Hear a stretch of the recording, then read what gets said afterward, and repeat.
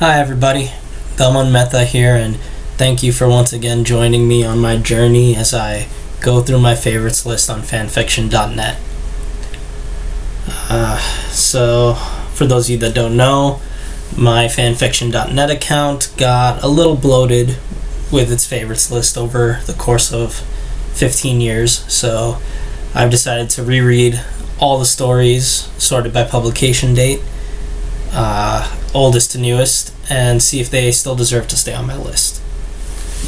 I've been doing this for over a year, and I've read 400 plus stories so far, still got 700 more to go, probably more than that. And timeline wise, we're in 2010. First one is starting up is in August of 2010. So let's just dive in, because we still got a hell of a lot of stories to catch up on. So first one for this video is Naruto, Prince of the Underworld by Uzumaki crossover. And this is, if you can tell, it's a crossover of Naruto with Percy Jackson and the Olympians books. This is with the original set of Percy Jackson's books, where Naruto gets picked up at the Valley of the End during the Sasuke retrieval thing, after Sasuke almost kills him, and turns out the fourth Hokage is alive and well and is also Hades. So he just picks Naruto up, sends him off to America, which is in a different universe now, or a different world, and basically Naruto just becomes Percy Jackson's best friend and hangs out with him throughout the course of the books and stuff. This is pretty pointless as a story. It's just the first book of Percy Jackson with Naruto along for the ride. His presence doesn't change anything. It's just like another body to keep track of during the fights. I won't say it changes nothing.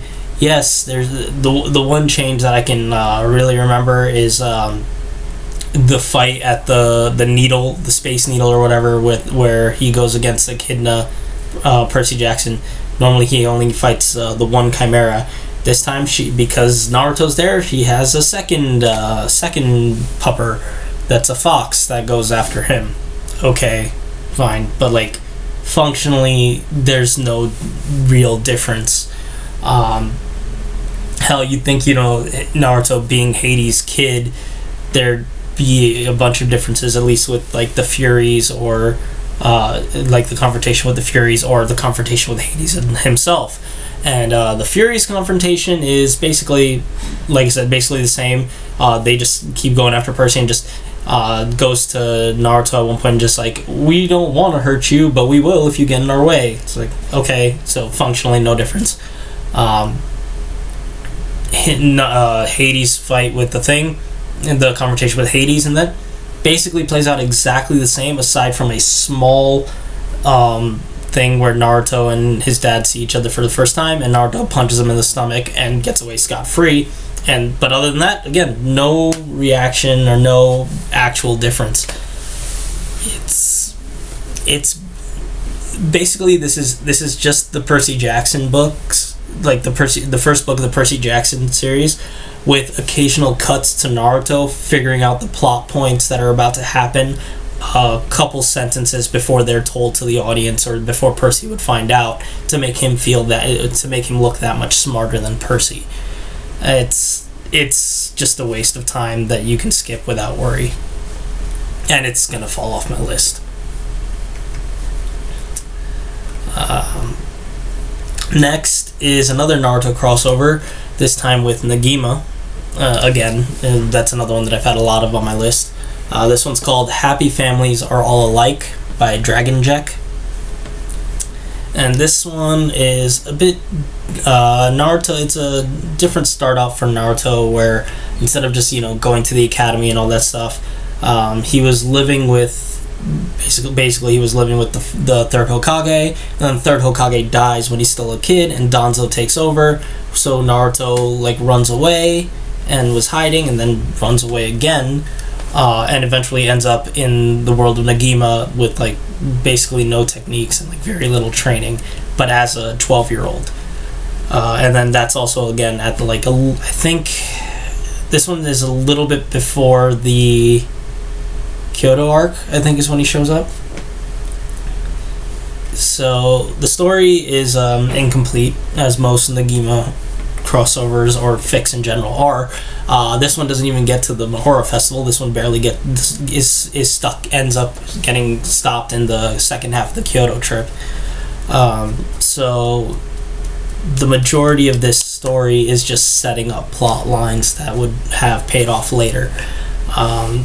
There's a lot involving Naruto and like, you know, his many mysteries going on, and how he deals with like, you know, Zazie, who's his roommate, and her interaction with stuff is interesting.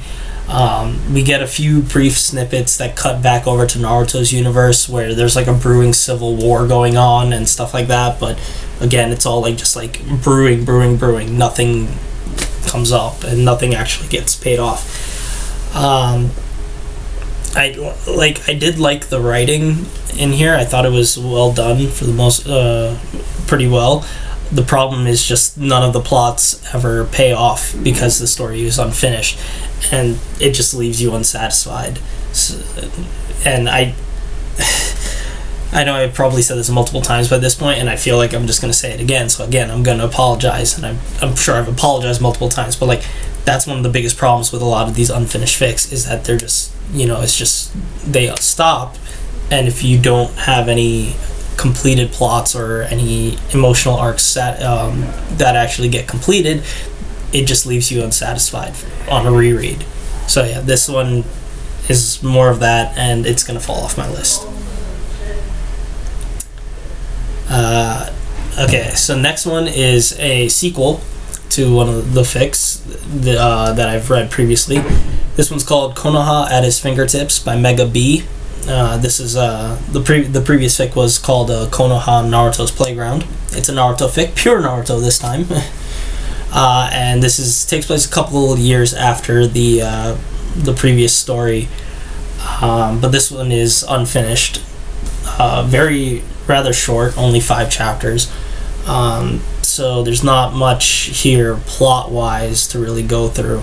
It's more, and honestly, what's here more is just like it's just a gag fest. Like it's a bunch of random jokes and humor and gags that are just condensed in this one thing, and I really enjoyed it. You know, it's a lot more of the same. So if you ever went back and read the first story, if you like that style of humor, you'll like a lot of this, but there's no plot here to compensate for it. Well, there is the beginnings of a plot, but it doesn't go anywhere, so it's basically worthless.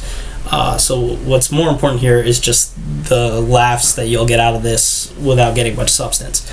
Like I said, I enjoyed this a lot. It's a lot of like, it's not complete nonsense humor, it's more of the slightly off-center mentality humor. It's not complete randomness, but it's more about like basically how it's playing off of the personalities that have been developed and showcased in the previous story. And I did enjoy that a lot because I like the first story and I like this, and it's going to stay on my list, even though it's just mindless humor without any plot to go with it. Alright, next is The Missing Link by Revester, and this is a Doctor Who crossover with Firefly. Firefly, for those of you that don't know, was a TV show written by Joss Whedon. Came out in like 2001, I think, and then it only lasted 1 season, and there was a movie afterwards called Serenity that basically capped it off. It's really great. Just throw another. I really enjoyed that series a lot. I didn't come to it until years later, but it's basically like it's a space western, and it's super interesting, and I liked it a lot. So that's one of the crossover ones. what is this story about? So this story is basically the Doctor Who around season. This is during the 10th Doctor's run with Donna, and like it takes place right after the episode where Donna and Martha are also there for a bit, and then what ends up happening is both of them end up with the Doctor in Serenity, and we find out a lot about the Doctor's family that ends up being part of the Serenity crew. The story is incomplete, and it basically is like 3/4 of a middling Doctor Who episode. It's not one of the great ones. But it's not one of the bad ones either. It's like it's an average Doctor Who episode that you only see the first 45 minutes of. And because of that, like I said, like it's fine, but it's nothing spectacular. There's a lot of things that a lot of like nugget drops or lore drops that could have interesting possibilities, especially regarding the Doctor's family and stuff that this author creates. But because it never finishes, we can't see if it sticks the landing, and also, you know, we can't see these plot threads go anywhere. So it's fine, and you can take it as like a small, like, interesting distraction, but its incomplete nature is gonna frustrate some people a lot more than, you know, it frustrated me. And it's something I think people only really need to read once, and it's not gonna stay on my list.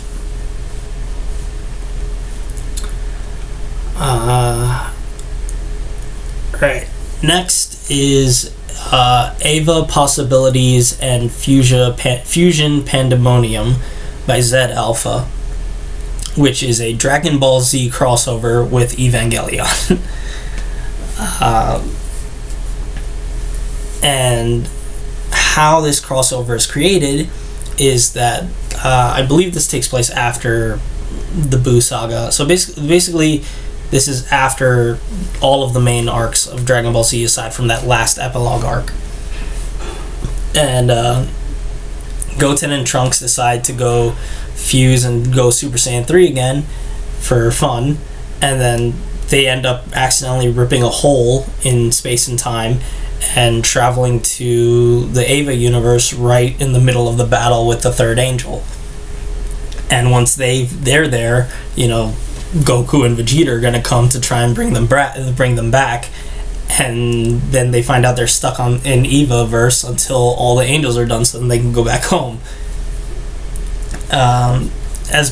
So it's interesting, because so what this basically is then is Evangelion with Saiyans added in as an out of context third party that now is throwing a spanner in the plans of all the Ava people. So right at the beginning, the Saiyans are a huge driving force and like are basically dominating the plot and manipulate, like everybody else in the Avaverse is just reacting to them. But then as time goes on, they quickly become side characters and more like tools for our main character of basically Shinji to just use and fight back against Gendo's and Seal's plans, because of course Bulma figures that out really fast after she hacks the Magi once, and the Saiyans want to help.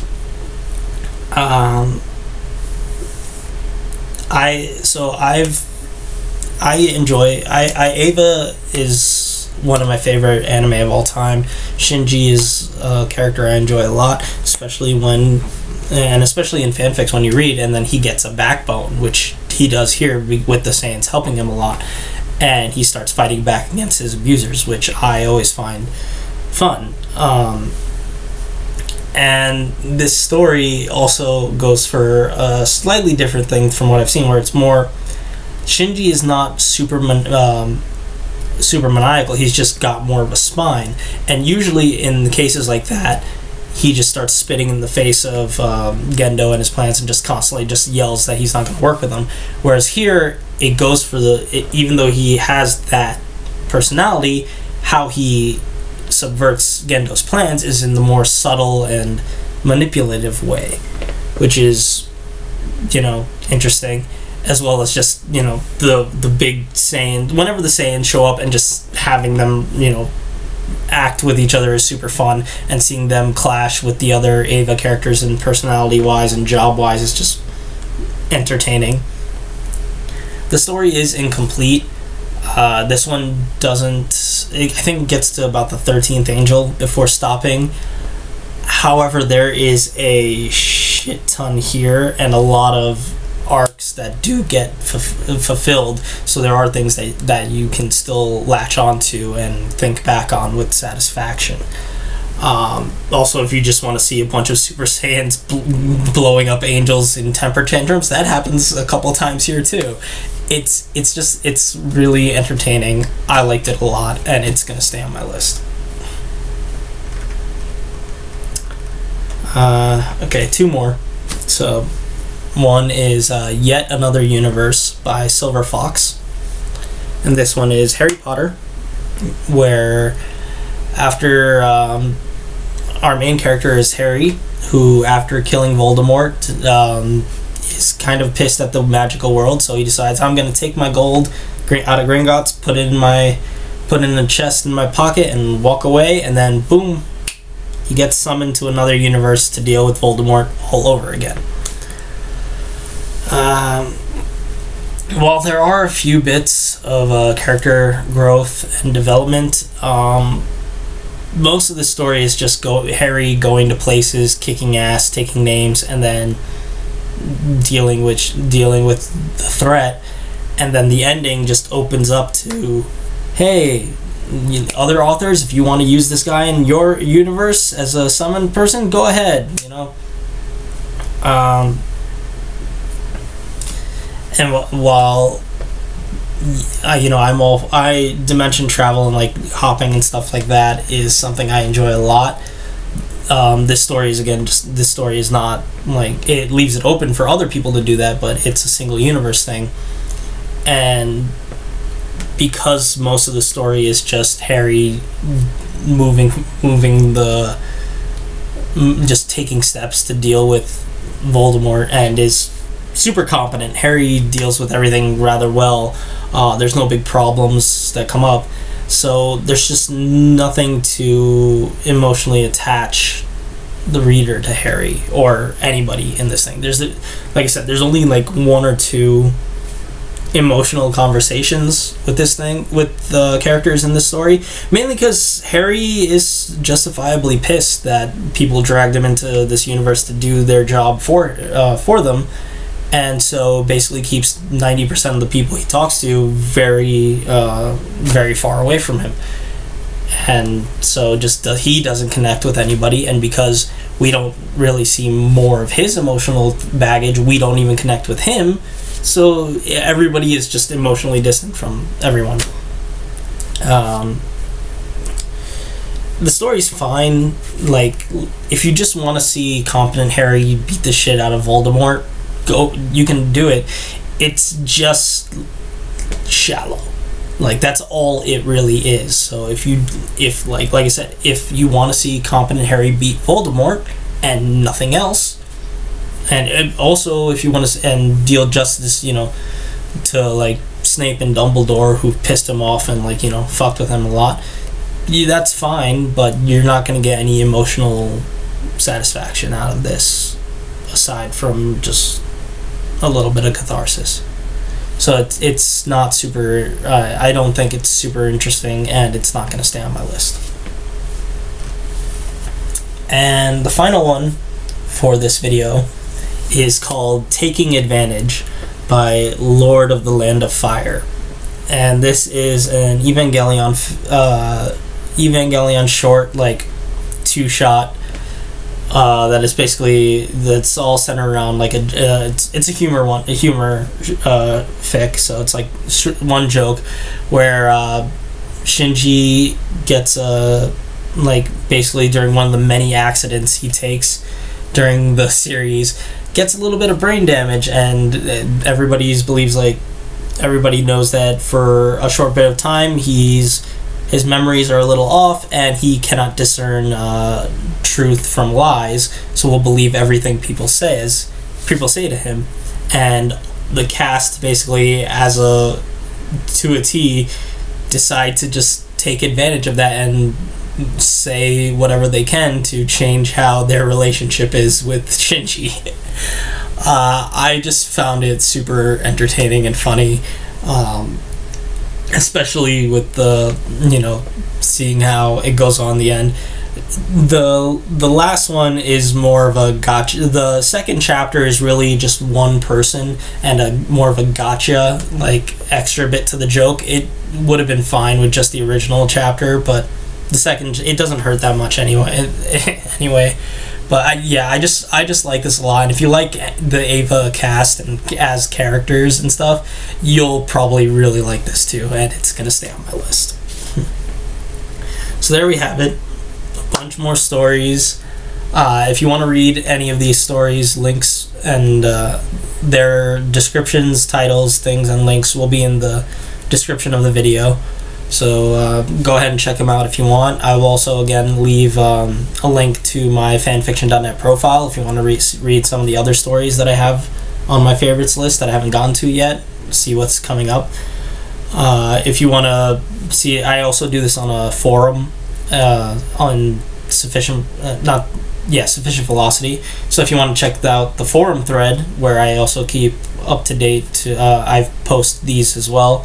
So you can check it there, or you can watch the playlist to watch this journey that I've been doing from the beginning. Leave a like if you like, comment if you think I'm an idiot, or if you have something to say. Subscribe if you want to be notified when I post these, because it's not exactly a set schedule. I do these whenever I remember to. I try to do them once a week, but we'll see. Thank you all so much for watching, and I will catch you guys in the next video. Bye.